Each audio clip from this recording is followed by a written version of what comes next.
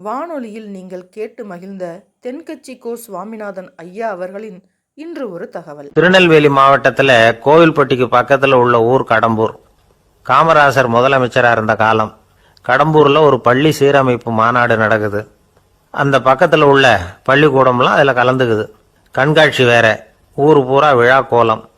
மறுநாள் மாநாடு நடக்க போகுது. ஆனால் முதல் நாளே மழை பிடிச்சிக்கிட்டுது. மறுநாளும் அது விடாமல் பேஞ்சிக்கிட்டு இருக்குது. காமராசர் காலையிலேருந்து பல்வேறு நிகழ்ச்சிகளில் கலந்துக்கிட்டு சாயந்தரமாக கடம்பூருக்கு வந்து சேர வேண்டியவர். மழை பேஞ்சிக்கிட்டு இருக்கிறதுனால நிகழ்ச்சி ரத்தாயிடுமோ என்னமோ அப்படின்னு எல்லாரும் சந்தேகப்பட்டுக்கிட்டு இருக்கிறாங்க. அவர் கோவில்பட்டி பயணிகள் விடுதியில் இருக்கிறார். கடம்பூர்லேருந்து சில பேர் போய் அவரை சந்திக்கிறாங்க. மழை பேஞ்சிக்கிட்டு இருக்குதே, என்ன செய்யலாம் அப்படின்னு கேட்குறாங்க. மழை பெஞ்சா நல்லது தானே, அதுக்காக மாநாட்டை எதுக்காக ரத்து செய்யணும்? ஆசிரியர்கள் எவ்வளவு கஷ்டப்பட்டு ஏற்பாடு பண்ண மாநாடு, கட்டாயம் வந்துடுறேன் அப்படின்னாராம் காமராசர். உடனே புறப்பட்டார். மழையை பொருட்படுத்தாத மக்கள் கூட்டம். அது கலையாமல் காத்துக்கிட்டு இருக்கிறாங்க அவ்வளோ பேரும். தலைவர் வந்துட்டார்னு தெரிஞ்சது ஜனங்களுக்கு ஏகப்பட்ட உற்சாகம். ஜனங்கள் அவ்வளவு உற்சாகமாக வரவேற்றாங்க. மாநாடு ஆரம்பமாச்சு. மலர் மாலைகள் மலை மாதிரி குவிய ஆரம்பிச்சுட்டுது. வரிசையாக ஒவ்வொரு கல்வி நிலையம் சார்பாகவும் வரவேற்பு பத்திரம் வாசித்து கொடுக்குறாங்க. என்ன வாசிக்கிறாங்கங்கிறத காமராசர் கூர்ந்து கவனிக்கிறார். ஏகப்பட்ட புகழ் மொழிகள், ரொம்ப பாராட்டி புகழ்ந்து என்னென்னமோ வாசிச்சுக்கிட்டு இருக்கிறாங்க. கொடை வள்ளலே, குணக்குன்றே, மலையே, கடலே, இப்படி தமிழ் மொழியில் பாராட்டுறதுக்கு எத்தனை வார்த்தைகள் உண்டோ அத்தனையும் அதில் சேர்த்துருக்குறாங்க. காமராசர் பொறுமை இழந்துட்டார். போதும் போதும், உங்கள் எல்லாரையும் பார்த்து 2 வார்த்தை பேசிவிட்டு போகிறதுக்காக தான் நான் வந்திருக்கிறேன். எல்லாரும் மழையில் சிரமப்பட்டு நின்றுட்டு இருக்கிறீங்க. இப்படி என்ன புகழ்ந்து படிச்சுக்கிட்டே இருந்தால் எப்படி அப்படின்னாராம். அதுக்கப்புறம் பேசி முடிச்சிருக்கிறார். மாநாட்டு நிகழ்ச்சிகள் முடிஞ்சதும் இன்னொரு நிகழ்ச்சியில் கலந்துக்கிறதுக்காக புறப்பட்டாராம். ஒரு திறந்த ஜீப்பில் அவரை ஊர்வலமாக அழைச்சிக்கிட்டு போயிருக்கிறாங்க. தெருவில் 2 பக்கமும் ஏகப்பட்ட கூட்டம். அங்கங்கே ஜீப்பை நிறுத்தி ரோஜா மாலை, ஜருக மாலை இப்படி போட்டுக்கிட்டே இருக்கிறாங்க.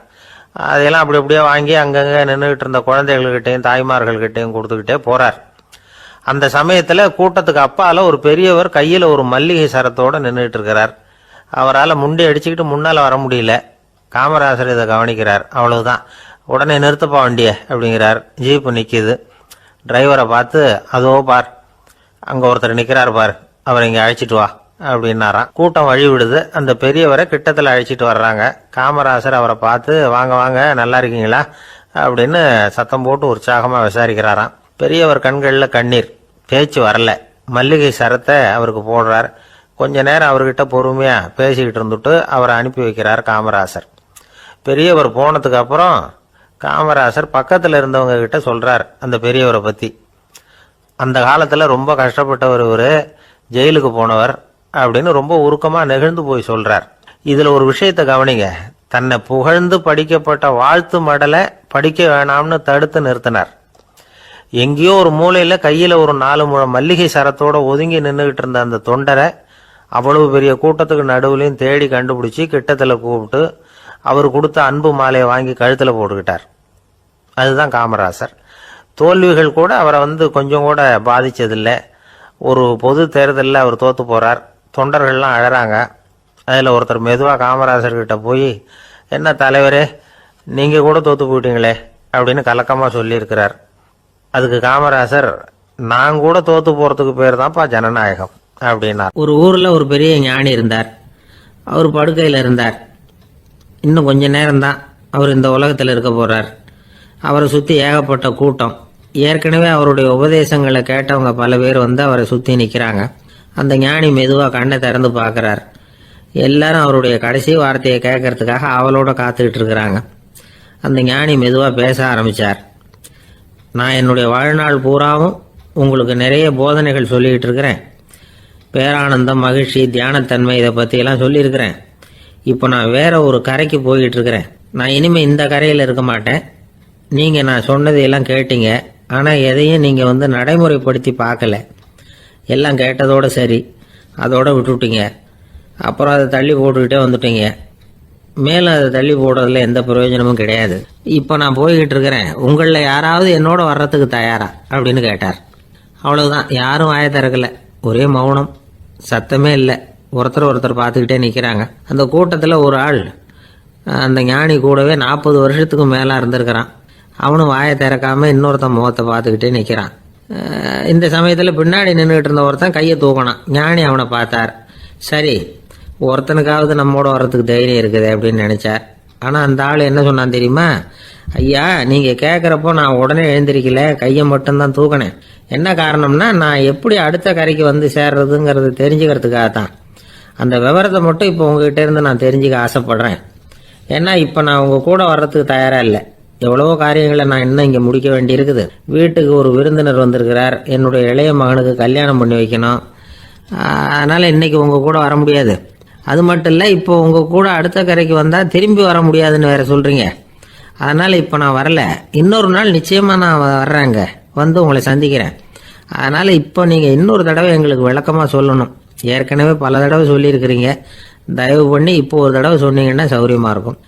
அந்த அடுத்த கரையை அடையிறது எப்படி, இப்போ ஒரு தடவை அதை விளக்கமாக சொல்லிட்டீங்கன்னா நல்லா ஞாபகப்படுத்திக்குவேன். அது சரியான சமயம் வர்றப்போ இது எனக்கு உதவியாக இருக்கும் அப்படின்னு நானா. ஆனால் உண்மை என்ன தெரியுமா? அந்த சரியான சமயம் வரவே இல்லை அப்படிங்கிறது தான் உண்மை. இப்படி அந்த கதை முடியும். இந்த கதை அந்த ஒரு ஆளுக்கு மட்டும் இல்லை, கிட்டத்தட்ட எல்லாருக்குமே அது பொருந்தும் அப்படிங்கிறாங்க விவரம் தெரிஞ்சவங்க.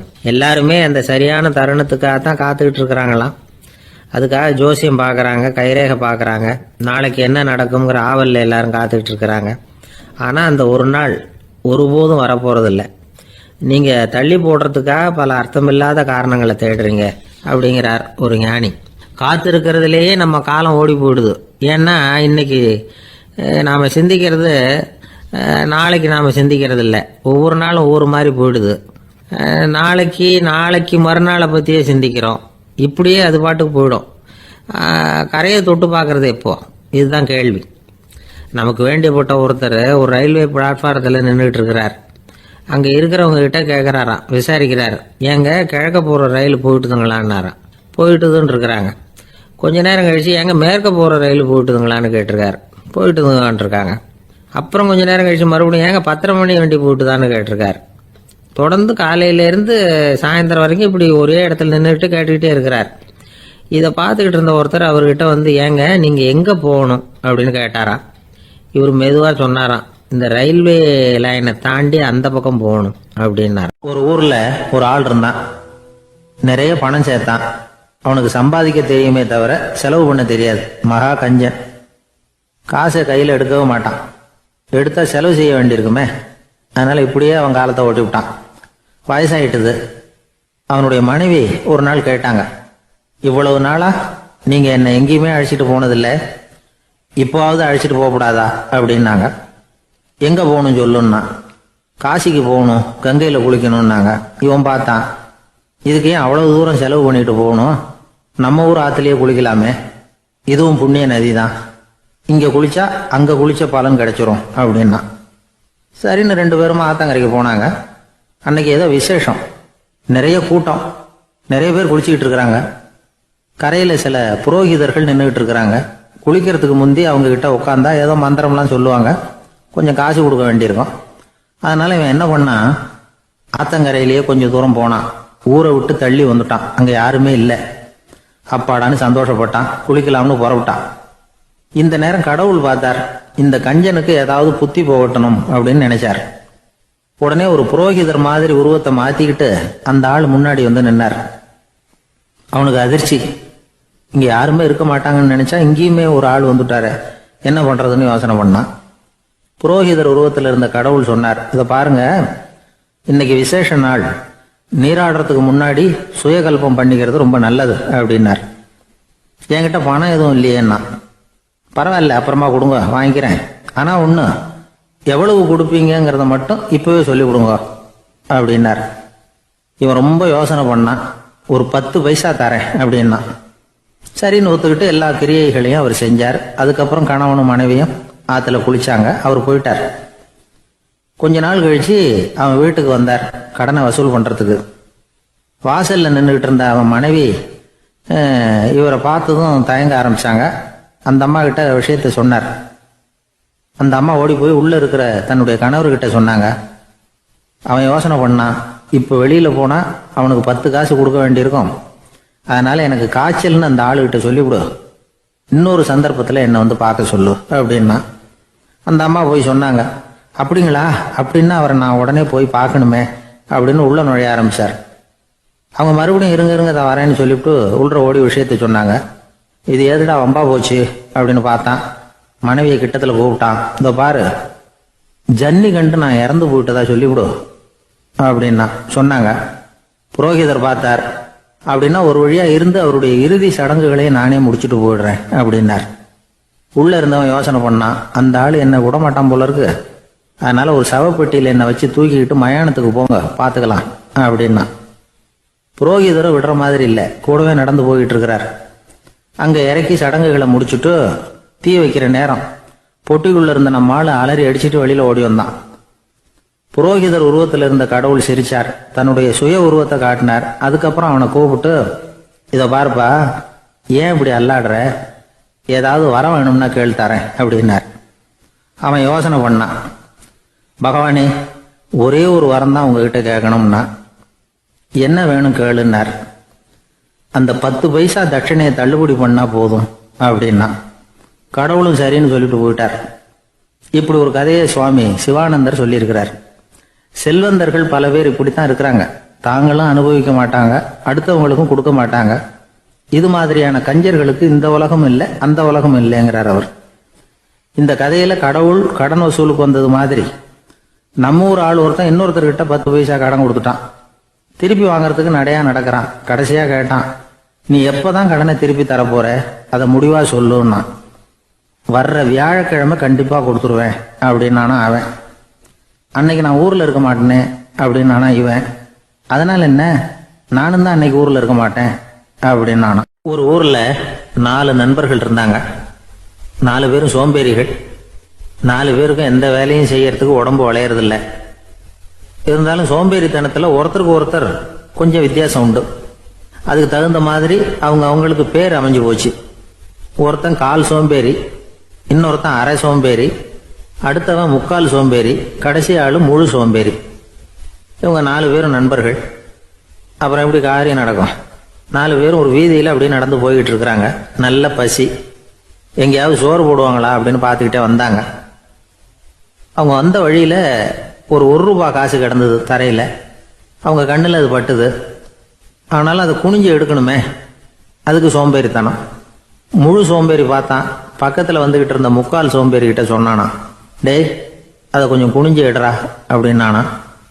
அவன் என்ன பண்ணான் தெரியுமா, அதுக்கு அடுத்தபடியாக வந்த அரை சோம்பேறி கிட்ட சொன்னானா, டேய் நீ அதை கொஞ்சம் குனிஞ்சு எடுறா அப்படின்னானா. அவன் இவனோட மோசம், அடுத்தவங்க கிட்ட சொல்லியிருக்கிறான். அவனும் குனியறதுக்கு தயாரா இல்லை. ஆக கூடி கடைசியில் யாருமே காசை எடுக்கல. என்னத்துக்கு அனாவசியமா உடம்ப வளைச்சிக்கணும் அப்படின்னு எல்லாரும் பேசாம வந்துட்டாங்க. அவங்க பாட்டுக்கு நடந்து வந்துகிட்டே இருக்கிறாங்க. எதிரில் ஒருத்தன் வாழைப்பழத்தை வண்டியில வச்சு தள்ளிக்கிட்டே வந்தான். ரூபாய்க்கு 4 பழம்னு கூவி வித்துக்கிட்டே வர்றான். இப்போ அந்த முழு சோம்பேறி சொன்னானா, டேய் வழியில கிடந்தது ₹1, அதையாவது எடுத்துக்கிட்டு வந்திருந்தா இப்போ இந்த பழத்தை வாங்கி ஆளுக்கு ஒன்று சாப்பிடலாமே அப்படின்னானா. ஆமாம் சாப்பிட்ருக்கலாமே அப்படின்னாங்களாம் மற்றவங்களும். ஆனாலும் திரும்பி போய் அதை எடுக்கணும்னு யாருக்கும் தோணலை. பேசாமல் சோர்ந்து போய் நடந்து வந்தாங்களாம். இருட்டி போச்சு. வழியில் ஒரு கோவில். சரி இங்கேயே படுத்து தூங்குவோம் அப்படின்னா ஒருத்தன். அதுதான் சரின்னாங்க மற்றவங்களும். அப்படியே மண்டபத்தில் படுத்துட்டாங்க. கோவில் அர்ச்சகர் வேலையெல்லாம் முடிச்சு விட்டு வெளியில் வந்திருக்காரு. இவங்கள பார்த்தாராம். ஏன் இப்படி சோர்ந்து போய் கிடக்குறீங்க அப்படின்னு விசாரிச்சிருக்காரு. 2 நாளாச்சுங்க நாங்கள் சாப்பிட்டு அப்படின்னாங்களாம். அவர் உடனே ஐயோ பாவம் அப்படின்னு சொல்லி பானை, விறகு, அரிசி, தண்ணி எல்லாம் கொடுத்து நீங்களே சமையல் பண்ணி சாப்பிட்டுக்குங்க அப்படின்னு சொல்லிவிட்டு போயிட்டார். இந்த 4 பேருக்கும் சமையல் பண்ணி சாப்பிடணும்னு ஆசையாக தான் இருந்தது. ஆனால் அடுப்பு பற்ற வைக்கணுமே, அதுக்கு தீப்பெட்டி வேணுமே. தீப்பெட்டி இல்லை. இப்போ முழு சோம்பேறி ஆரம்பித்தான். அடுத்தவனை பார்த்து, டேய் கடைக்கு போய் ஒரு தீப்பெட்டி வாங்கிட்டு வாயேன் அப்படின்னு நானா. அவன் வழக்கம் போல் அடுத்தவங்க கிட்ட சொல்லியிருக்கான். அவன் அதுக்கு அடுத்தவங்க கிட்ட சொல்லியிருக்கிறான். கடைசியாக கால் சோம்பேறி கிட்ட வந்து சேர்ந்தது. அவனும் அது நம்மால் முடியாது அப்படின்னு பேசாமல் இருந்துட்டான். இப்போ தீப்பெட்டி வேணுமே, அதுக்கு என்ன பண்ணுறது? அவங்களுக்குள்ள பேசி ஒரு முடிவுக்கு வந்தாங்களாம். அதாவது யார் முதல்ல வாயை திறந்து பேசுகிறாங்களோ அவங்க தான் தீப்பெட்டி வாங்கிறதுக்கு போகணும் அப்படின்னு. அவ்வளவுதான். உடனே 4 பேரும் வாயை கெட்டியாக மூடிக்கிட்டு படுத்துக்கிட்டாங்க. அவங்க சமையல் பண்ணி சாப்பிட்டாங்களா என்ன அப்படிங்கிறது அர்ச்சகருக்கு தெரியல. சரி பார்த்துட்டு வரலாமேன்னு வந்தார். வந்து பார்க்குறாரு, இவங்க 4 பேரும் அசையாமல் படுத்து கிடக்குறாங்க. அர்ச்சகர் பயந்துட்டார். ஒருவேளை பசி தாங்காமல் செத்து போட்டாங்களோ அப்படிங்கிற பயம், அல்லது நாம் கொடுத்த உணவுப் பொருளில் ஏதாவது விஷம் கலந்துருக்குமோ அப்படின்னும் பயந்தார். அப்படின்னா நம்ம மேலே பழி வந்துருமே அப்படின்னு நினச்சி நடுங்க ஆரம்பிச்சுட்டார். அப்புறம் அவரும் ஒரு முடிவுக்கு வந்தாராம். கோவிலுக்கு பக்கத்துலேயே ஒரு பெரிய குழி இருந்தது. அதில் ஒவ்வொருத்தரையா இழுத்துக்கிட்டு போய் போட்டார். கொஞ்சம் மண்ணை தள்ளினார். காலால் மிதிச்சார். அவர் மிதித்த மிதி ஒருத்தன் அடி வயத்தில் போட்டுவிட்டுது. அவன் உடனே வலி தாங்காமல் ஐயோ அம்மான்னு அலறினான். உடனே நடந்தது என்ன தெரியுமா? மற்ற 3 பேரும் துள்ளி எழுந்திருச்சாங்களாம். அவனை பார்த்து நீ தாண்டா தீப்பெட்டி வாங்க போகணும், நீ தாண்டா வாங்க போகணும், நீ தான் சத்தம் போட்ட அப்படின்னு சொல்லி ஆரம்பிச்சிட்டாங்களாம். அர்ச்சகர் பார்த்தார். இது பேய் மாதிரி தெரியுதுன்னு நினச்சிக்கிட்டு ஒரே ஓட்டமாக ஓடி போட்டாராம். கிராமப்புறங்களில் இப்படி ஒரு கதையை சொல்கிறது உண்டு. சோம்பல்ங்கிறது நம்ம முன்னேற்றத்துக்கு பெரிய தடை அப்படிங்கிறத நாம் புரிஞ்சுக்கணும். அதுதான் இந்த கதை சொல்கிற நீதி. ஒரு பள்ளிக்கூடத்தில் ஒரு புதுமையான போட்டி நடந்துதான். அதாவது சோம்பேறித்தனத்துக்கு பரிசு. அதில் 2வது பரிசு யாருக்குன்னு அறிவிச்சாங்க. ஒரு பையன் எழுந்திரிச்சு மெதுவாக நடந்து போய் பரிசை வாங்கிட்டான். அடுத்தது முதல் பரிசு யாருக்கு அப்படின்னு அறிவிச்சாங்களாம். அவன் கடைசி வரிசையிலேருந்து கத்தனானா, ஐயா அதையும் அந்த பையன் மூலமாகவே கொடுத்து அனுப்பி வச்சிருங்க, இங்கே வந்தது நான் வாங்கிக்கிறேன் அப்படின்னு நானா. ஆஃபீஸில் வேலை பார்க்குற ஒருத்தர் வந்தார். பேசாமல் ஒரு 10 நாள் லீவு போட்டுடலாமா பார்க்குறேன் அப்படின்னார். ஏன்னு கேட்டோம். என்னுடைய மேலதிகாரி ஒரு முசுடு சார், அவர்கிட்ட வேலை பார்க்குறது ரொம்ப கஷ்டமாக இருக்குது அப்படின்னார். ஆஃபீஸில் வேலை பார்க்குறவங்கெல்லாம் ஒரு விஷயத்தை நல்லா ஞாபகத்தில் வச்சுக்கணும். மேலதிகாரிங்கிறவர் ஒரு பெரிய மகான் இல்லை, அவரும் ஒரு மானிட பிறவி தான். சராசரி மனுஷனுக்குள்ள பலம் பலவீனம் 2ம் அவருக்கும் உண்டு. அதனால் அவரை கொஞ்சம் அனுசரித்து போகிறதுக்கு பழகிறது தான் நல்லது. மேலதிகாரிகளில் பல வகை உண்டு. அதில் முக்கியமாக 3 வகை. அதில் ஒரு வகை எப்படி தெரியுமா?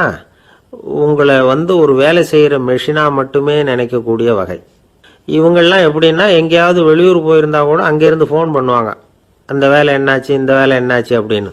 இவங்களுக்கெல்லாம் உங்கள் நலனை பற்றியோ உங்கள் குடும்பத்தை பற்றியோ அக்கறை இருக்காது. நீங்கள் சொல்கிற யோசனை எதுவும் இவங்ககிட்ட எடுபடாது. கொடுத்த வேலையை பாரு, நீ எனக்கு புத்தி சொல்ல வேணாம் அப்படிம்பாங்க. இவங்களை அனுசரித்து போகிறதுக்கு ஒரே வழி, இவங்க எதை சொன்னாலும் சரின்னு சொல்லிவிட்டு வேலையை கவனிக்க வேண்டியது தான். இவங்ககிட்ட வேற எந்த கேள்வியும் கேட்டுக்கிட்டு இருக்கக்கூடாது. ஆமாம் சாமி போடுறது கௌரவ குறைச்சல் இல்லை, அது ஒரு அலுவலக சௌகரியம், அவ்வளவுதான். இன்னொரு வகையான மேலதிகாரிகள் எப்படி தெரியுமா? இவங்கெல்லாம் ஆஃபீஸ் வேலையை பற்றி அதிகமாக கவலைப்பட்டுக்கிட்டு இருக்க மாட்டாங்க. தங்களுடைய சொந்த இமேஜ் பாதிக்கப்படக்கூடாதுங்கிறதுலையே கவனமாக இருப்பாங்க. இவங்கெல்லாம் அடிக்கடி உங்கள் நலனை விசாரிப்பாங்க. அதே மாதிரி நீங்களும் அவரை விசாரிக்கணும்னு எதிர்பார்ப்பாங்க. இந்த ரக அதிகாரிகளுக்கெல்லாம் புது வருட வாழ்த்து அனுப்பலாம், பிறந்தநாள் வாழ்த்து அனுப்பலாம். அவருக்கு எங்கேயாவது ஒரு பாராட்டு விழா நடந்தால் முதல் வரிசையில் போய் உட்காந்து உங்கள் முகத்தை காட்டலாம். ஆஃபீஸ் வேலையை மட்டுமே பார்க்குற பணியாளர்கள் இது மாதிரி அதிகாரிகள் கிட்ட நல்ல பேர் வாங்க முடியாது. இன்னொரு வகையான மேலதிகாரிகள் உண்டு. அவங்க எப்படின்னா, ஆஃபீஸ் வேலையை பற்றியும் கவலைப்பட மாட்டாங்க, தனக்கு கீழே வேலை பார்க்குறவங்கள பற்றியும் கவலைப்பட மாட்டாங்க. எக்காரணம் கொண்டும் தன்னுடைய பொசிஷனுக்கு ஆபத்து வந்துடக்கூடாதுன்னே நினைக்கக்கூடியவங்க இவங்க. இவங்களால கடுமையான வேலை செய்யவும் முடியாது, தீர்மானிக்கவும் முடியாது. எந்த முடிவையும் எடுக்காம அப்படியே தள்ளி போட்டுக்கிட்டே போடுவாங்க எல்லாத்தையும். இதனால என்ன ஆகும்னா, இவருக்கு கீழே வேலை பார்க்குற உங்களுக்கு பொறுப்பு அதிகமாயிடும். இவங்க கிட்ட போய் பிரச்சனையை மட்டும் சொல்லி பிரயோஜனம் இல்லை, அதுக்கான முடிவுகளை நீங்களே சொல்லணும். அப்போதான் இது மாதிரி அதிகாரிகள் கிட்ட நல்ல பேர் வாங்கலாம். அட்லீஸ்ட் கெட்ட பேர் வாங்காமலாவது காலம் தள்ளலாம். ஆஃபீஸில் வேலை பார்க்குறவங்க முக்கியமாக சில விஷயங்களை ஞாபகத்தில் வச்சுக்கணும். ஆஃபீஸில் நடக்கிற நல்லது கெட்டது எதுவாக இருந்தாலும் உடனடியாக மேலதிகாரிகிட்ட தெரிவிக்கிறது நல்லது. 3வது மனிதர் மூலமாக அதை அவர் தெரிஞ்சுக்கிறது அவ்வளவு நல்லதில்லை. எந்த மேல் அதிகாரியுமே தான் இந்த சர்பாஸ் செய்யப்படுறத விரும்புறதில்லை. அதனால் அவருக்கு தெரியாமல் மேலிடத்துக்கு மணி எழுதி போடக்கூடாது. அப்படி எழுதி போடுறவங்க சில பேர் இருக்கிறாங்க. நீங்களும் உங்கள் மேலதிகாரியும் தொழில் ரீதியாக ஒரே படிப்பு படித்தவராக இருக்கலாம். அப்படி இருந்ததுன்னா அட்ஜஸ்ட் பண்ணி போகிறது கொஞ்சம் கஷ்டம்தான். இதை மனசில் வச்சுக்கிட்டு நடந்துக்கணும். உங்களுக்கும் அவருக்கும் அபிப்பிராய பேதமா, அது அவருக்கும் உங்களுக்கும் உள்ள தனிப்பட்ட பிரச்சனை, அதை விளம்பரப்படுத்திக்கிட்டு இருக்கக்கூடாது. அது அவருடைய கோபத்தை கிளறும். உங்கள் மேலதிகாரி உங்கள் கூட படித்தவராக இருக்கலாம், அதுக்காக அவரை எல்லாருக்கும் முன்னாடி அடைய கிச்சாமி எப்படிடா இருக்க அப்படின்லாம் கேட்டுக்கிட்டு இருக்கக்கூடாது. பொதுவாக யாரும் அதை விரும்புறதில்லை. இவ்வளவையும் உங்கள் மனசில் வச்சுக்கிட்டு கொஞ்சம் சாமர்த்தியமாக நடந்துக்கிட்டீங்கன்னா ஆஃபீஸ் உங்களுக்கு அவஸ்தையாக இருக்காது, ஆனந்தமாக இருக்கும். ஒரு மேலதிகாரி தன்கிட்ட வேலை பார்க்குற ஒருத்தரை பற்றி ரொம்ப பெருமையாக சொன்னாராம். எங்கள் ஆஃபீஸில் எவ்வளவோ பேர் வேலை பார்க்குறாங்க, எல்லாரும் தினமும் வந்து ஏதாவது பிரச்சனைகளை சொல்லிகிட்டு இருப்பாங்க. ஆனால் இவர் ஒருத்தர் மட்டும்தான் இது வரைக்கும் என்கிட்ட வந்து எந்த பிரச்சனையும் சொன்னதே இல்லை. அவர் பாட்டுக்கு வருவார், வேலை பார்ப்பார், போயிடுவார் அப்படின்னாராம். நான் உடனே அவ்வளவு பெருமைக்குரிய அந்த ஊழியரை பார்த்து கேட்டேன், ஏன்பா உன்னுடைய மேலதிகாரிகிட்ட நீ எந்த பிரச்சனையும் கொண்டுகிட்டு போகிறதே இல்லையாமே அப்படின்னு கேட்டேன். அதுக்கு அவர் சொல்கிறாரு, ஆமாங்க, அது ஏன்னா அவரால் எந்த பிரச்சனையுமே தீர்க்க முடியாதுங்கிறது எனக்கு நல்லா தெரியும், அதனால் அப்படி செய்கிறேன், வேற ஒன்றும் இல்லை அப்படின்னார் ரொம்ப பொறுமையாக. ஒரு ஊரில் ஒரு இளைஞன் இருந்தான். ஒரு நாள் அவன் ஒரு குருவை தேடிட்டு புறப்பட்டான். ஊரை விட்டு வெளியில் போனான். போகிற வழியில் ஒரு காடு. அந்த காட்டில் ஒரு மரத்தடியில் ஒரு பெரியவர் உட்காந்துருக்கிறார். அமைதியாக மௌனமாக அவர் அமர்ந்திருக்கிறார். இந்த பெரியவரை விசாரிக்கலாம், குருவை தேடி கண்டுபிடிக்கிறதுக்கு இவர் ஏதாவது ஒரு வழி சொல்லி கொடுப்பார் அப்படின்னு நினச்சிக்கிட்டு அவர் நெருங்கினான். ஐயா, எனக்கு ஒரு குரு தேவை, எங்கே கிடைப்பார், அவரை எப்படி அடையாளம் கண்டுபிடிக்கிறது, அதை பற்றி ஏதாவது விவரம் சொன்னீங்கன்னா நான் கண்டுபிடிச்சிக்குவேன் அப்படின்ட்டுருக்கான். பெரியவர் நிமிர்ந்து பார்த்தார். தம்பி, அது ரொம்ப சுலபம். அவர் வயசானவராக இருப்பார், என்னை விட சுமார் 30 வயசு அதிகமாக இருக்கும். அவர் ஒரு மரத்தடியில் தான் உட்காந்துருப்பார் அப்படின்ட்டுருக்கான். சரிங்க பெரியவரே, அது என்ன மாதிரியான மரம், எப்படி இருக்கும் அப்படின்னு கேட்டிருக்கான். பெரியவர் அந்த விவரங்களையும் சொல்லியிருக்கிறாரு. அது மட்டும் இல்லை, சந்திக்கிற நாள், நேரம், வினாடி முதற்கொண்டு எல்லா விவரங்களையும் துல்லியமாக சொன்னாராம். இவ்வளவு விவரங்களை இவரால் எப்படி சொல்ல முடியுது அப்படின்னு இவனுக்கு ஆச்சரியம். இருந்தாலும் அந்த பெரியவர் கடைசியாக ஒரு விவரம் சொன்னார். அது என்ன தெரியுமா, எப்படியும் நீ அவரை சந்திக்கிறதுக்கு ஒரு 30 வருஷம் ஆகும் அப்படின்னு சொல்லிவிட்டாராம். ரொம்ப நன்றிங்க பெரியவரே அப்படின்னு சொல்லிவிட்டு அந்த இளைஞன் புறப்பட்டுருக்கான். இப்போ அவனுக்கு குரு பற்றின விவரம் எல்லாம் கிடைச்சிட்டுது, சந்திக்கிற நேரமும் தெரிஞ்சுட்டுது. ஆனால் 30 வருஷம் அவரை தேடி அலைய வேண்டியிருக்குமே. அவன் தேட ஆரம்பித்தான். காடு மலை எல்லாம் சுற்றி அலைஞ்சான். பல வருஷங்கள் தேடினான், அழுத்து போயிட்டான். கடைசியில் அவனுக்கும் வயசாகிட்டுது. கடைசியில் தன்னுடைய சொந்த ஊருக்கே திரும்பி போய்கிட்டு இருந்தான். அங்கே ஒரு மரத்தடியில் அவன் தேடிக்கிட்டு இருந்த குருநாதர் கிடைச்சார். யார் அவருன்னா, 30 வருஷத்துக்கு முன்னாடி வழி சொல்லி கொடுத்தாருல அதே பெரியவர். அவருக்கு இப்போ 30 வயசு அதிகமாக இருந்தது. அதே மரம், அன்னைக்கு பெரியவர் சொன்ன அடையாளம் இப்போ பொருத்தமாக இருந்தது. இப்போ அந்த பெரியவர் சொன்னார், சரியாக வந்து சேர்ந்துட்டேன், வா, உனக்காக தான் நான் இவ்வளவு காலமும் காத்துக்கிட்டு இருந்தேன் அப்படின்னாராம். என்ன சொல்கிறீங்கன்றிருக்கான். 30 வருஷத்துக்கு முன்னாடி என்கிட்ட வந்தியே, அப்போவே என் காலம் வந்து முடிஞ்சு போயிருந்தது. அப்போவே என்ன உனக்கு அடையாளம் தெரியல, அதனால் இவ்வளவு காலம் உனக்காக காத்துட்டு இருக்கும்படி ஆயிட்டுது அப்படின்னாராம். ஐயா, அப்போவே நீங்கள் சொல்லியிருக்கலாமே, இதுதான் 30 வருஷம் கழித்து நீ சந்திக்க போகிற இடம், நான் தான் உன்னுடைய குரு அப்படின்னு சொல்லியிருக்கலாமே அப்படின்ட்டுருக்கான். அந்த பெரியவர் சிரிச்சுக்கிட்டே இதுக்கு பதில் சொன்னாராம். நான் எவ்வளவோ விவரமாக தான் சொன்னேன், நீ சரியாக புரிஞ்சிக்கல. காரணம், அப்போ நீ போதுமான அளவுக்கு பக்குவம் பெற்றிருக்கவில்லை, அதனால் புரியும் சக்தி இல்லாமல் போயிட்டுதப்போ 30 ஆண்டு காலம் நீ அலைஞ்சி தெரிஞ்சிருக்கிற. அது காரணமாக இப்போ உனக்கு அந்த பக்குவம் வந்துட்டுது, அதனால தான் அடையாளம் காண முடிஞ்சது, நானே உன்னுடைய குரு அப்படின்னாராம். இதுலேருந்து என்ன தெரியுதுன்னா, ஆன்மீகத்தில் மாணவனாக சேர்றதுக்கு கூட ஒரு பக்குவத்தன்மை தேவைப்படுது. ஒரு பெரிய ஞானி, அவர்கிட்ட சீடனாக இருக்க ஒருத்தன் வந்தான், எதிரில் நின்னான். ஞானி அவனை வெகு நேரம் உற்று பார்த்தார். அப்புறம் சொன்னார், சீடனாக இருக்கிறது ரொம்ப சிரமம்னார். நான் தயாராக இருக்கிறேன்னா. அது இன்னமும் சிரமமாச்சே, இங்கே வந்து குருவாக இருக்கிறது மட்டுமே சுலபம் அப்படின்னாராம். அப்படின்னா நான் குருவாகவே ஆயிடுறேன் அப்படின்னானா. இது போலவே இந்த காலத்தில் கதை ஒன்று உண்டு. ஒரு பள்ளிக்கூடத்தில் வகுப்பு ஆசிரியர் மாணவனை திட்டிக்கிட்டு இருந்தார். டேய், நீ 100க்கு 10 மார்க்கு தான் வாங்கிக்கிட்டு இருக்க, இவ்வளவு மோசமாக நீ படித்தா கடைசியில் மாடு மேய்க்கிறது கூட லாய்க்கு இல்லாதவனா ஆயிடுவேன், அதுக்கப்புறம் என்ன செய்ய போகிறேன் அப்படின்னாராம். பையன் தலையை சொரிஞ்சிக்கிட்டே சொன்னானா, சார் அப்படின்னா ஒன்று செய்கிறேன் அப்படின்னானா. இவர் கேட்டிருக்கார், என்ன செய்ய போகிறேன்னு. வேற என்ன சார், உங்களை மாதிரி ஒரு ஆசிரியர் ஆயிடுறேன் அப்படின்னானா. ஒரு ஊரில் ஒரு ராஜா இருந்தார். அவர் ஒரு நாள் காலையில் அரண்மனையில் மேல் மாடத்தில் வந்து நின்றுக்கிட்டு இருந்தார். அப்போ ஒரு ஆள் வீதியில் ரொம்ப வேகமாக ஓடிக்கிட்டு இருக்கான். அதை ராஜா கவனிச்சார். அவன் மனசில் ஏதோ ஒரு தவிப்பு இருக்குங்கிறத புரிஞ்சுக்கிட்டார். உடனே அரண்மனை சேவகர்களை கூப்பிட்டார். அந்த ஆளை இங்கே அழைச்சிட்டு வாங்க அப்படின்னார். இவங்க ஓடி போய் அந்த ஆளை அழைச்சிட்டு வந்தாங்க. மன்னர் முன்னாடி நிறுத்தினாங்க. மன்னர் அவனை நிமிர்ந்து பார்த்தார். எதுக்காக இவ்வளவு வேகமாக ஓடிக்கிட்டு இருக்கிற அப்படின்னு கேட்டார். இதுக்கு அவன் சொன்னா, மன்னா, நம்ம கோட்டையின் வடக்கு வாசல் இருக்கு இல்லையா, அது ஓரமா ஒரு பெரிய பாறாங்கல் கிடக்கு. அதுக்கு அடியில் நான் ஒரே ஒரு வெள்ளி நாணயத்தை புதைச்சி வச்சிருக்கேன்.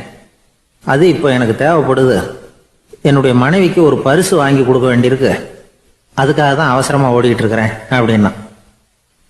மன்னர் யோசனை பண்ணார். அப்புறம் சொன்னார், அதுக்காகவா இப்படி ஓடுற? பரவாயில்ல, அதை பற்றி கவலைப்படாத. நான் உனக்கு 10 வெள்ளி காசுகள் தர்றேன், வாங்கிட்டு திரும்பி போ அப்படின்னார். இவன் தலையை சொரிஞ்சான். மன்னா, நீங்கள் கொடுக்கறத ரொம்பவும் மகிழ்ச்சியோடு வாங்கிக்கிறேன். இருந்தாலும் அதுக்கப்புறம் அந்த வடக்கு வாசலுக்கு போய் அங்கே இருக்கிற ஒரு நாணயத்தையும் எடுத்துக்கிட்டு போயிடுறேனே அப்படின்னு நான். இதை பாருப்பா, அந்த ஒரு நாணயத்தை மறந்துடு, உனக்கு 100 வெள்ளி நாணயங்கள் தரேன் இருக்கார். மன்னா, ரொம்ப மகிழ்ச்சி. உங்கள் மாதிரி தாராள குணம் வேற யாருக்கும் வராது. நீங்கள் கொடுக்குற 100 நாணயங்களையும் வாங்கிக்கிறேன். இருந்தாலும் வடக்கு வாசலுக்கு போய் அதையும் எடுத்துக்கிட்டா 101 ஆயிடுமே அப்படின்னு நானா. இதை பாருப்பா, அந்த ஒரு நாணயத்தை மறந்துடு, அது எக்கேடாவது கெட்டு போகட்டும். நான் உனக்கு 100 பொற்காசுகள் தரேன், அதையாவது வாங்கிட்டு வந்த வழியிலேயே திரும்பி போடுன்னாராம். தங்க நாணயங்களே தரேன்னு சொல்றீங்க, தாராளமாக வாங்கிக்கிறேன். இருந்தாலும் வடக்கு வாசலுக்கு போய் அப்படின்னு மறுபடியும் ஆரம்பிச்சான். அரசர் பொறுமை இழந்துட்டார். கடைசியாக ஒரு முடிவுக்கு வந்துட்டார். இதை பாருப்பா, உனக்கு என்னுடைய ராஜ்யத்திலேயே பாதியை கொடுத்துட்றேன், அப்படியாவது திருப்தியாக திரும்பி போ அப்படின்னாராம். மன்னா, உங்களுடைய பெருந்தன்மைக்கு ஈடு இணையே கிடையாது. தேசத்திலேயே பாதி பிரித்து கொடுக்குறேன்னு சொல்கிறீங்க, அதனால் உங்ககிட்ட ஒரு சின்ன வேண்டுகோள் அப்படின்னானா. சொல்லுன்னாராம் மன்னர் ஆர்வமா. இவன் மெதுவாக ஆரம்பித்தான். அப்படி இந்த ராஜ்யத்தை 2ஆ பிரிக்கிறப்போ அந்த வடக்கு வாசல் இருக்கிற பக்கத்தை என்கிட்டயே கொடுத்துருங்கோ அப்படின்னானா. மன்னர் அசந்து போயிட்டார். இந்த கதை எதுக்காகன்னு கேட்டால், மனம்ங்கிறது ஒரு குரங்குங்கிறத புரிஞ்சுக்கிறதுக்காகத்தான். உன்னை பிடிச்சிக்கிட்டா லேசில் விடாது. அப்படிப்பட்ட மனசை அறிவு தான் வழி நடத்தணும். அதில் தான் வாழ்க்கையின் வெற்றி அடங்கியிருக்குது. ஒரு சின்ன பையன் தெருவில் அழுதுகிட்டு இருந்தான். ஏன்பா அழுகுறேன்னு ஒரு பெரியவர் கேட்டார். 1 ரூபா காசை இங்கே தொலைச்சுட்டேன் அப்படின்னா. சரி, அதுக்காக அழாத, அதுக்கு பதிலாக 10 ரூபா தரேன், இந்தா வச்சுக்கோன்னு கொடுத்தாரு. அந்த 10 ரூபாயை வாங்கி சட்டப்பையில் போட்டுக்கிட்டு அதை விட அதிகமாக சத்தம் போட்டு அழ ஆரம்பிச்சுட்டான். மறுபடியும் ஏன்டா அழறேன்னு கேட்டார் பெரியவர்.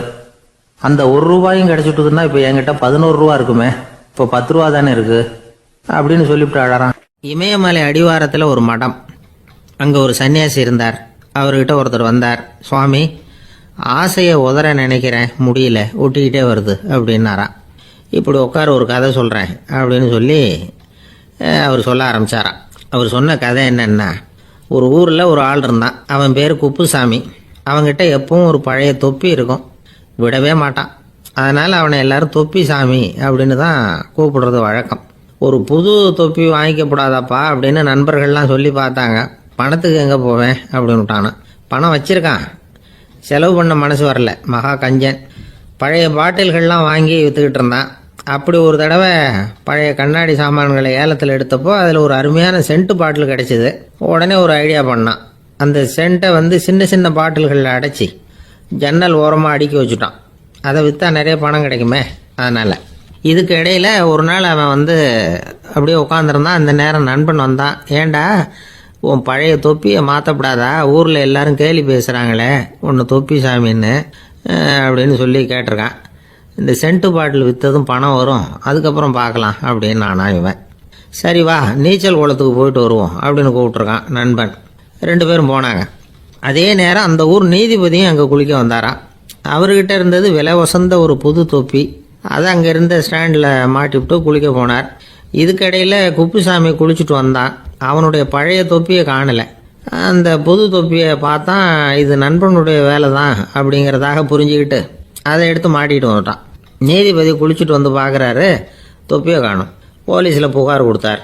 அவங்க தேடினாங்க. ஒரு மூலையில் பழைய தொப்பி கிடச்சிது. அடடா, இது நம்ம குப்புசாமியோட தொப்பி இல்லையா அப்படின்னு நானா ஒருத்தன். உடனே அவன் வீட்டுக்கு தேடிட்டு போயிருக்காங்க. அங்கே போய் பார்த்தா புது தொப்பி அங்கே இருக்குது. உடனே அவனுக்கு 1000 ரூபா அபராதம் போட்டாங்களாம். அவன் பணத்தை கட்டிவிட்டு ரொம்ப எரிச்சலோடு வீட்டுக்கு வந்தான். பழைய தொப்பி கண்ணில் பட்டது. மறுபடியும், உன்னால தானே எனக்கு 1000 ரூபா நஷ்டம் அப்படின்னு சொல்லி அதை எடுத்துக்கிட்டு அப்படி போயிருக்கான். அந்த ஊர் குளத்தில் வீசி எரிஞ்சிட்டு வந்துட்டான். அது மீன் பிடிக்கிற ஒருத்தன் கையில் சிக்கிச்சு.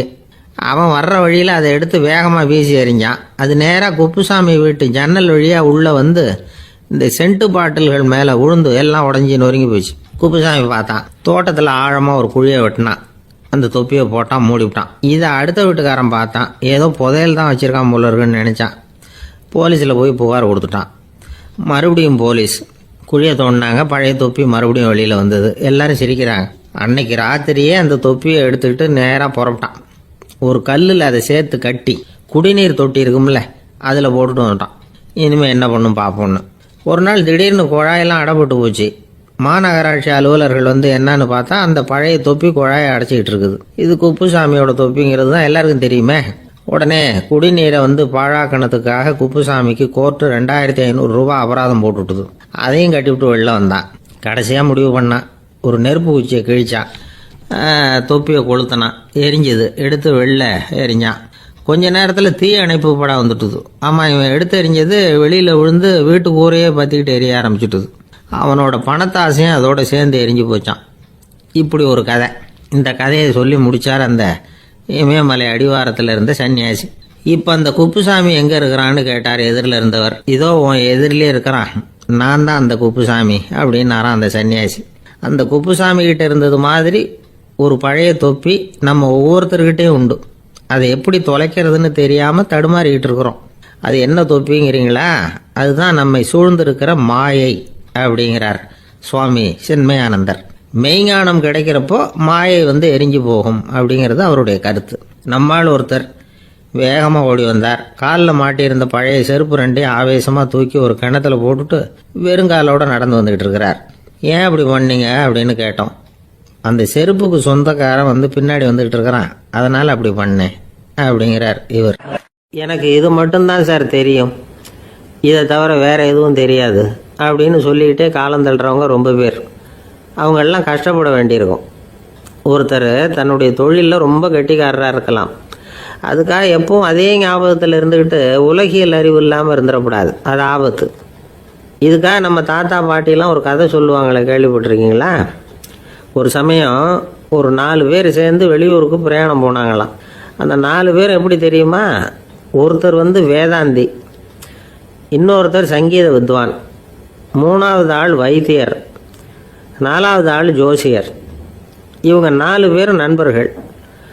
அதனால் சேர்ந்து புறப்பட்டாங்க. வழியில் ஒரு ஊரில் தங்கினாங்க. இருட்டி போச்சு. அதனால் இன்றைக்கி ராத்திரி இங்கேயே தங்கி இருந்துட்டு நாளைக்கு புறப்படலாம் அப்படின்னு தீர்மானம் பண்ணாங்க. சாப்பாட்டுக்கு என்ன பண்ணுறது? அங்கேயே கடத்தெருவுக்கு போய் சாமான்லாம் வாங்கியாந்து சமைச்சு சாப்பிட்லாம்னு முடிவு பண்ணாங்க. 4 பேர் இருக்கிறதுனால ஆளுக்கு ஒரு காரியமாக செய்யலாம் அப்படின்னு வேலையை பிரிச்சுக்கிட்டாங்க. வைத்தியர் வந்து கறிகாய் வாங்க போனார், வேதாந்தி வந்து எண்ணெய் வாங்க போனார், ஜோசியர் வந்து பலசரக்கு வாங்க போனார், சங்கீத வித்வானுக்கு சமைக்கிற வேலை. எல்லாம் சரி. ஆனால் நடந்தது என்ன தெரியுமா? கடைத்தெருவுக்கு காய்கறி வாங்க போனார்ல வைத்தியர், அங்கே போய் மார்க்கெட்டில் பார்த்தார். ஒவ்வொரு கறிகாயாக எடுத்து பார்த்தார். இது பித்தம், உடம்புக்கு ஒத்துக்காது, இது வாயு, உடம்பு ஒத்துக்காது அப்படின்னு ஒவ்வொன்றா தள்ளினார். கடைசியில் ஒன்றுமே தேரல. வெறுங்கையோடு திரும்பி வந்துக்கிட்டு இருக்கிறார். எண்ணெய் வாங்க போனார் வேதாந்தி. அவர் ஒரு தொன்னையில் எண்ணெயை வாங்கினார். பேசாமல் அதை எடுத்துகிட்டு வர வேண்டியது தானே, முடியல. அவருடைய வேதாந்த மூளை சிந்திக்க ஆரம்பிச்சுட்டுது. இந்த தொன்னைக்கு எண்ணெய் ஆதாரமா அல்லது எண்ணெய்க்கு தொன்னை ஆதாரமா அப்படிங்கிற ஆராய்ச்சியில் இறங்கினார். என்னாச்சு தெரியுமா? அப்படி கவுத்து பார்த்தார். வாங்கின எண்ணெய் பூராவையும் வழியில் கொட்டிவிட்டு வெறும் தொண்டையோடு வந்து சேர்ந்தார். பலசரக்கு வாங்க போனார் ஜோசியர். அவர் ஒரு வழியில் பார்த்தாரு. வழியில் வந்தவங்களெல்லாம் அங்கங்கே ஒரு மரத்தடியில் உட்கார வச்சு அவங்களுக்கெல்லாம் ஆர்வம் சொல்ல ஆரம்பிச்சிட்டார். அப்படி ஒவ்வொருத்தராக சொல்லி முடிச்சுட்டு கடத்தருக்கு போய் சேர்ந்தார். இவர் அங்கே போய் சேர்றதுக்குள்ளே ரொம்ப நேரம் ஆகிட்டுது. கடையெல்லாம் பூட்டி விட்டு போயிட்டாங்க. என்ன செய்கிறது? அவரும் வெறுங்கையோடு திரும்பி வந்து சேர்ந்தார். சரி, இவங்க கதை தான் இப்படி ஆச்சு. அங்கே சமைக்கிறதுக்காக உட்காந்துருந்தார் சங்கீத வித்வான். அவர் கதை என்னாச்சு தெரியுமா? அங்கே அவர் அடுப்பை பற்ற வச்சு ஒலையை கொதிக்க வச்சார். அதாவது ஒரு பானையில் தண்ணியை ஊற்றி அடுப்பில் வச்சார். அது கொதிக்க ஆரம்பிச்சிது. தண்ணி கொதிக்கிற சத்தம் இருக்குதுல்ல, அது இவருக்கு தாளம் போடுறது மாதிரி இருந்தது. ஒரே குஷி, பாட ஆரம்பிச்சிட்டார். பாடிக்கிட்டே உற்சாகமாக கையில் இருந்த கரண்டியால் அந்த பானையில் தட்டினார், தாளம் போடுறதா நினச்சிக்கிட்டு. அவ்வளவுதான், பானை பட்டுன்னு உடஞ்சி போச்சு. தலையில் கையை வச்சுக்கிட்டு அவரும் உட்காந்துட்டார். எந்த தொழில் தெரிஞ்சாலும் சரி, அதை புத்திசாலித்தனமாக பயன்படுத்த தெரியலன்னா ஆபத்து தான். அதுக்காக தான் இந்த கதை. ஒரு பஸ்ஸு டிரைவர் ரொம்ப கெட்டிக்காரரு. பஸ்ஸை ரொம்ப திறமையாக ஆபத்து இல்லாமல் ஓட்டினதுக்காக பரிசுலாம் வாங்கினவர். அவரே ஒரு படகு ஓட்டுறதுக்காக அழைச்சிட்டு போயிருக்கிறாங்க, மோட்டார் படகு. அதையும் ரொம்ப திறமையாக தான் ஓட்டிகிட்டு போயிருக்கிறாரு. நடுக்கடலில் போனதும் படகு நின்று போச்சு. மோட்டாரில் ஏதோ கோளாறு. என்ன செய்யலாம் அப்படின்னு அந்த டிரைவரை கேட்டிருக்கிறாங்க படகுல இருந்தவங்கெல்லாம். அப்போ அவர் சொன்னாராம், கவலைப்படாதீங்க, ஒன்றும் பிரச்சனை இல்லை, எல்லாரும் கொஞ்சம் கீழே இறங்கி பின்னாடி தள்ளுங்க, மோட்டார் ஸ்டார்ட் ஆகிடும் அப்படின்னாராம். என்னுடைய நண்பர் ஒருத்தர், அவருக்கு ஜாதகத்தில் நம்பிக்கை உண்டு. அவரே ஜோசியம்லாம் பார்ப்பார். என்ன சார் இந்த காலத்தில் இதையெல்லாம் நம்பிக்கிட்டு இருக்கீங்களே அப்படின்னு கேட்டா, உங்களுக்கு ஒன்றும் தெரியாது சார், இந்த உலகத்தில் ஒவ்வொருத்தரும் அவங்கவங்க செய்கிற நல்லது கெட்டதுக்கு தகுந்த பலனை அனுபவிச்சே தீரணும் பார். அது மட்டும் இல்லை, ஒருத்தர் செத்துட்டா கூட அவன் செஞ்ச பாவ புண்ணியங்கள் கூடவே போய்கிட்டு இருக்கோம் பார். அது எப்படி கூட போவோம் அப்படின்னு குதர்க்கமாக கேட்டா, அதுக்கு அவர் ஒரு கதை சொன்னார். அது ரொம்ப சுவாரஸ்யமாக இருந்தது. அது என்ன கதைன்னா, ஒரு ஊரில் ஒருத்தர் இருந்தாராம். அவர் ஜோசியம் பார்க்கறதுல ரொம்ப கெட்டிக்காரரான். ஒருத்தருடைய தலைமுடியை மட்டும் அவர்கிட்ட காட்டினா போதும், அதை மட்டும் பார்த்துட்டு அவருடைய ஜாதகத்தையே அலசி விடுவாராம். அப்பேற்பட்ட திறமை. அந்த ஆள் ஒரு சமயம் கன்னியாகுமரி கடற்கரைக்கு போயிருந்திருக்கார். அங்கே கரை ஓரமாக ஒரு மண்டை ஓடு கிடந்திருக்கு. அதை எடுத்து பார்த்துருக்கார். அந்த மண்டை ஓட்டை வச்சுக்கிட்டே அதோட ஜாதகத்தை அலசியிருக்கார். இந்த மண்டை ஓட்டுக்கு உரிய ஆசாமி வாழ்க்கையில் ரொம்ப கஷ்டப்பட்டிருக்கணும், நிறைய கஷ்டத்தை அனுபவிச்சிருக்கணும். அது தாங்க முடியாம தான் கடல்ல விழுந்து தற்கொலை பண்ணிட்டு இருக்கான் அப்படிங்கிறத அவர் கணிச்சுட்டார். இருந்தாலும் இந்த மண்டை ஓடு இன்னமும் அனுபவிக்க வேண்டியது பாக்கி இருக்கு அப்படிங்கிறத அவர் உணர்ந்தாராம். அது சரி, ஒருத்தன் உயிரோடு இருக்கிற வரைக்கும் நல்லது கெட்டதை அனுபவிக்க முடியும், செத்ததுக்கு அப்புறமும் பாக்கி இருக்குன்னா அதை எப்படி அனுபவிக்கிறது? இந்த மண்டை ஓட்டுக்கு இன்னும் கொஞ்சம் பாக்கி இருக்குங்கிறது அவருக்கு புரிஞ்சதே தவிர அதோட அர்த்தம் என்னங்கிறது சரியா விளங்கலை. சரி, இதை இன்னும் கொஞ்சம் விவரமா ஆராய்ச்சி பண்ணுவோம் அப்படின்னு நினைச்சுக்கிட்டு அதை தன்னுடைய வீட்டுக்கு எடுத்துட்டு போயிட்டார். அந்த மண்டை ஓட்டை ஒரு பெட்டியில வச்சு பூட்டினார். தன்னுடைய தனி அறையில அதை பத்திரமா வச்சுக்கிட்டார். தினமும் ராத்திரி ஆனதும் தன்னுடைய மனைவியை பார்த்து, நீ போய் பூஜை அறையில தனியா படுத்துக்க அப்படின்னு சொல்லிவிட்டு தினம் ராத்திரி 12 மணிக்கு பெட்டியை திறந்து அவர் பார்ப்பார். மண்டை ஓடு அப்படியே இருந்தது தவிர இன்னும் கொஞ்சம் பாக்கி இருக்குங்கிறதுக்கு அர்த்தம் அவருக்கு விளங்கலை. அந்த மண்டை ஓட்டுக்கு இன்னும் என்ன பாக்கி இருக்க போகுது? இப்படியே ஒரு 10 நாள் போச்சு. அந்த வீட்டம்மாவுக்கு சந்தேகம் வந்துட்டுது. நம்ம வீட்டுக்காரரு நம்மளை தனியா ஏன் தூங்க சொல்றார் அப்படிங்கிற சந்தேகம். உடனே பக்கத்து வீட்டு அம்மா கிட்ட விஷயத்த சொல்லியிருக்கிறாங்க. அந்த அம்மா உடனே, நீ கவலைப்படாத, நான் கண்டுபிடிச்சு சொல்றேன் அப்படின்னு சொல்லிவிட்டாங்களாம். அன்னைக்கு ராத்திரியே ஜன்னல் வழியா எட்டி பார்த்துருக்குறாங்க. இந்த ஆள் மண்டை ஓட்டை கையில வச்சுக்கிட்டு அது திருப்பி திருப்பி பார்த்துக்கிட்டு இருக்கிறான். அதை பார்த்துட்டாங்க. மறுநாள் காலையில அவரோட மனைவியை பார்த்தாங்க. ஏம்மா, உன் வீட்டுக்காரருக்கு நீ முதல் மனைவியா 2வது மனைவியா அப்படின்னு கேட்டாங்களாம். எனக்கு தெரிஞ்ச வரைக்கும் நான் ஒருத்தி தான் அவருடைய மனைவி அப்படின்னாங்களாம் அவங்க. அப்படி இல்லை, நீ அவருக்கு 2வது மனைவி. முதல் மனைவியின் மண்டை ஓட்டை தான் அவர் தினமும் ராத்திரியில் எடுத்து பார்த்துக்கிட்டு இருக்கிறார் அப்படின்னாங்க அடுத்த வீட்டு அம்மா. அப்படியா விஷயம் அப்படின்னு சொல்லிவிட்டு கணவன் வீட்டில் இல்லாத நேரமா பார்த்து அந்த மண்டை ஓட்டை எடுத்து கொண்டாந்து ஒரு உரல்ல போட்டு உலக்கையால குத்தி நொறுக்க ஆரம்பிச்சிட்டாங்க. வெளியில போயிருந்த அந்த ஆள் அப்பதான் உள்ள நுழைஞ்சார். மண்டை ஓடு உலக்கை கிட்ட குத்து வாங்கிட்டு இருக்கு. அது அனுபவிக்க வேண்டியது இன்னும் கொஞ்சம் பாக்கி இருக்குங்கிறதுக்கு அர்த்தம் எனக்கு இப்பதான் புரிஞ்சுது அப்படின்னாராம் அவர். இந்த கதையிலிருந்து நாம இன்னொரு நீதியையும் புரிஞ்சுக்கணும். அதாவது நம்ம வீட்டை பத்தி நமக்கு புரியாததெல்லாம் அடுத்த வீட்டுக்கு. சங்கீத வித்வான்கள்ல பல வகை உண்டு. சில குறிப்பிட்ட ராகங்களை பாடுறதுல அவங்களுக்கு பெருமை வர்றது உண்டு. ஆனா ஒருத்தர் இருந்தார், அவரால் ஒரு ராகத்துக்கே பெருமை வந்தது.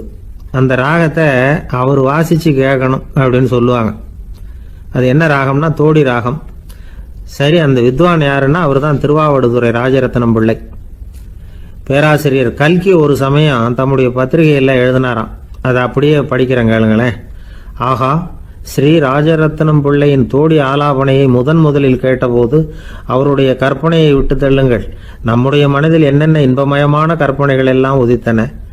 குழந்தை தாயிடம் கொஞ்சம் குரலை கேட்டோம், அன்னை குழந்தையிடம் கொஞ்சம் குரலை கேட்டோம், ரதியும் மன்மதனும் பேசிக்கொண்ட காதல் மொழிகளை கேட்டோம், முருகன் சிவபெருமான் செவிகுளிர மொழிந்த உபதேசத்தை கேட்டோம், கலைமகள் கவிஞனுக்கு அருளிய ஆசி மொழிகளை கேட்டோம், நாரத முனிவருடைய தம்பூரா சுருதியை கேட்டோம், ராவணன் தன் எலும்பை ஒடித்து வீணையாக செய்து வாசித்த கானத்தை கேட்டோம், கானப்பறவைகளின் கலகல ஒலியை கேட்டோம், கோலக் குயில்களின் குரல் இனிமையை கேட்டோம்.